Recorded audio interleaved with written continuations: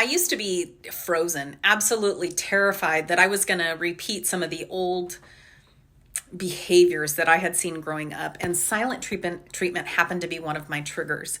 And so I was so against the silent treatment that I forced conversations. This is before I did a bunch of my own healing. I would force conversations when the person that I was talking to wasn't ready. So my timing was never right. And I would typically end up in a fight or flight situation because I just didn't have the patience to wait. So my encouragement today is, try to heal and be better. It is appropriate to take time to walk away, to say, you know what, I need a few minutes. You know what, can we come back to this afternoon, or can we come back to this tomorrow maybe?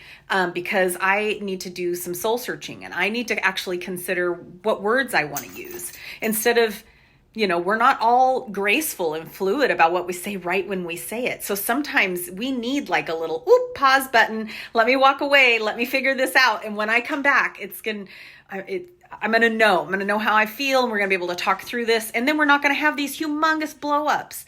And so, child trauma, childhood issues, they follow us. They can follow us forever. And so if that is one of yours, I happen to be one of mine. Of course, I've overcome that years ago. Now, I still fight or flight, even 30 years later after my healing. I still have some roots in there that need to get plucked up. Sometimes I'm like, you know what? That's it. I got to go for a drive. But it used to be 20 years ago, my spouse would try to stop me from driving. Don't go, don't leave. Let me take your keys, that whole drama. And I never do that anymore. Now it's like, you know what? I just need a few minutes to myself. I'm going to take a walk. And this is not a reflection on you, but I need to take a walk. I need to get away. And if you're in that part of the maturity of your healing process, please give yourself permission to take a little bit of break. Or if your significant other or somebody, a coworker or a child needs a break from a conversation, give them the break. Give them the break. It is just not a big deal. It does not mean that they're giving you the silent treatment because they're walking away. Now, in reverse of that, if you are using the silent treatment to punish those that you love because they're not doing what you want, and you know that if you storm around and pout and act angry and act like they're insignificant to you, that's not fair.